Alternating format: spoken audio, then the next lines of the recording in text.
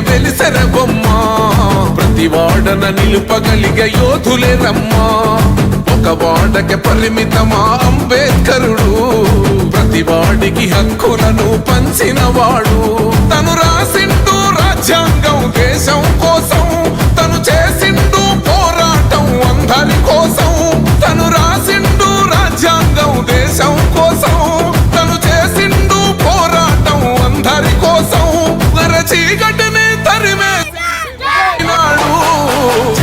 జై భీం జనగుండె నినాదం